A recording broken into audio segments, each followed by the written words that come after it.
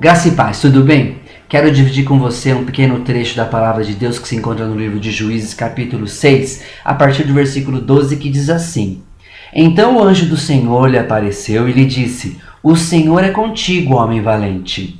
Respondeu-lhe Gideão: Ai, Senhor meu, se o Senhor é conosco, por que nos sobreveio tudo isto? E o que é feito de todas as suas maravilhas que os nossos pais nos contaram, dizendo: Não nos fez o Senhor subir do Egito?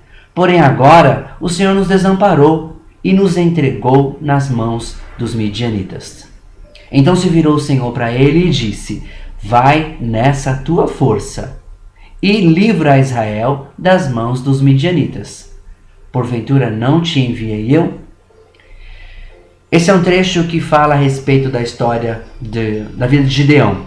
Aquele homem que, junto com outros 300, livrou a Israel das mãos dos midianitas. Vamos entender um pouquinho do contexto deste momento em que foi escrito este trecho da história de Gideão. Eles estavam sofrendo, o povo vinha sofrendo uma opressão, o povo vinha sendo afrontado pelos midianitas, que queriam tomar posse das suas terras, que queriam guerrear contra eles, e eles não tinham um exército de guerra para lutar contra os midianitas. Então, certamente, quando os midianitas viessem contra o povo de Israel naquele momento, eles venceriam aquela batalha. Então, é certo que todos estavam desamparados, todos estavam em desalento, com o coração angustiado no momento desta passagem. Também assim era e se encontrava o coração de Gideão, o homem que Deus levantou para livrar Israel das mãos dos midianitas.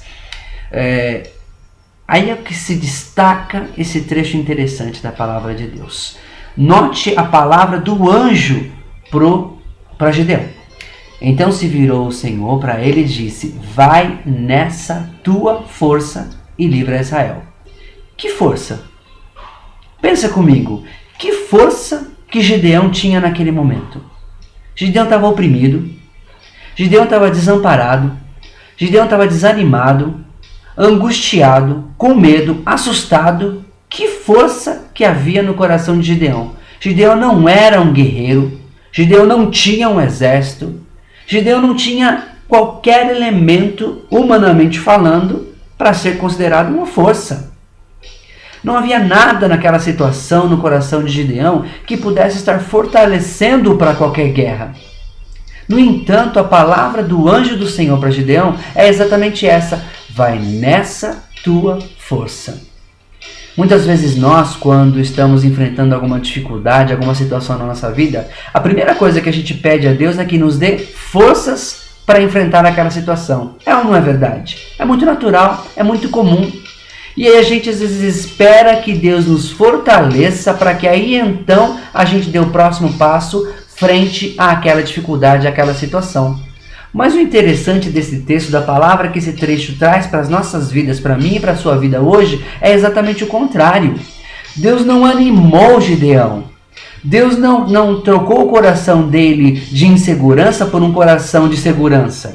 Deus não tirou o desânimo do coração dele e passou a deixá-lo completamente animado. Não!